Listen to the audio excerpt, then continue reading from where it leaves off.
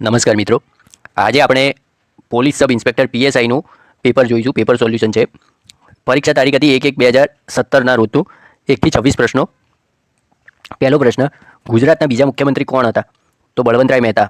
બીજો, લાલ કિલ્લાનું નિર્માણ કોણે કર્યું હતું? હુમાયુએ. ત્રીજો, ઈસ્ટ ઇન્ડિયા કંપનીને સુરતમાં ફેક્ટરી સ્થાપવાની પરવાનગી કોણે આપી હતી? તો જહાંગીરે આપી હતી. જહાંગીર જે મુગલે આઝમમાં સલીમ કહે છે. ચોથો પ્રશ્ન, 1905માં બંગાળના વિભાજન દરમિયાન ભારતના ગવર્નર જનરલ કોણ હતા? તો લોર્ડ કર્ઝન. 1905. 5 ઓગસ્ટ. પાંચમો પ્રશ્ન, ઓગસ્ટ 1947માં ઇંગ્લેન્ડના પ્રધાનમંત્રી કોણ હતા? તો એટલી. આગળનો છઠ્ઠો પ્રશ્ન, હડપ્પા સંસ્કૃતિનું સૌથી મહત્વનું બંદર કયું હતું? લોથલ. સાતમો પ્રશ્ન, ગીત ગોવિંદના લેખક કોણ હતા? જયદેવ. ગીત ગોવિંદ જયદેવ. આઠમો પ્રશ્ન, ભારતીય રાષ્ટ્રીય કોંગ્રેસના સર્વપ્રથમ પ્રમુખ કોણ હતા? તો WC બેનર્જી. નવમો પ્રશ્ન, 15મી ઓગસ્ટ 1947ના રોજ આરબીઆઈના ગવર્નર કોણ હતા? તો સીડી દેશમુખ. 10મો પ્રશ્ન, ડૉક્ટર રાજેન્દ્ર પ્રસાદનો જન્મ કયા રાજ્યમાં થયો હતો? તો બિહાર રાજ્યમાં થયો હતો. 11મો પ્રશ્ન, હડપ્પા સંસ્કૃતિનું જાણીતું સ્થળ ધોળાવીરા કયા જિલ્લામાં આવેલું છે? તો કચ્છ જિલ્લામાં આવેલું છે. 12મો પ્રશ્ન, દાંડીકૂચ. દાંડીકૂચ શરૂઆત હોય તો 12 માર્ચ 1930. એ યાદ રાખવાનું. આ પ્રશ્ન ઘણીવાર આવતો હોય છે. 13મો પ્રશ્ન, કયા સત્યાગ્રહને ગુજરાતનો પ્રથમ સત્યાગ્રહ માનવામાં આવે છે? તો ખેડા સત્યાગ્રહને ગુજરાતનો પ્રથમ સત્યાગ્રહ માનવામાં આવે છે. 14મો પ્રશ્ન, આર્ય સમાજ. તો આર્ય સમાજની શરૂઆત ક્યાં થઈ હતી? તો મહારાષ્ટ્રમાં.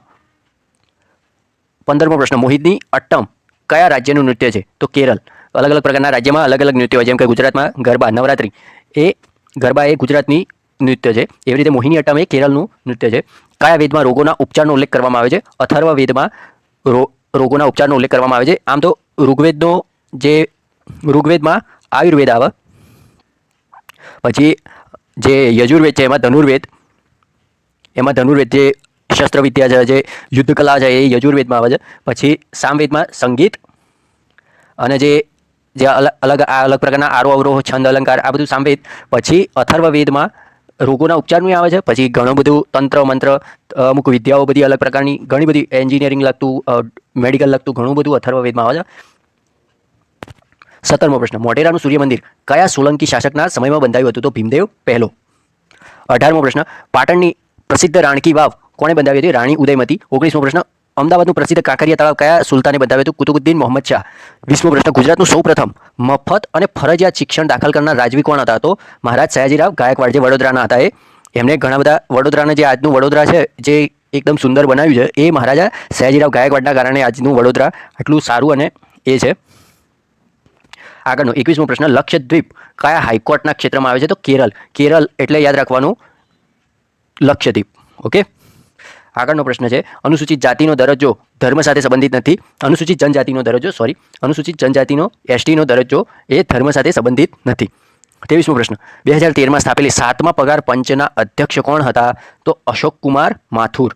અશોકકુમાર માથુર એ 7મા પગાર પંચના અધ્યક્ષ હતા 2013માં. ક્ષેત્રફળની દ્રષ્ટિએ બીજા ક્રમે સૌથી મોટો ખંડ કયો? તો આફ્રિકા. નાગાર્જુન સાગર પ્રોજેક્ટનું નિર્માણ કઈ નદી પર થયું? તો કૃષ્ણા રિવર નાગાર્જુન પ્રોજેક્ટ. ગુજરાતના સમુદ્ર તટની લંબાઈ કેટલી છે? 1600 kilometre. Okay friend, thank you so much.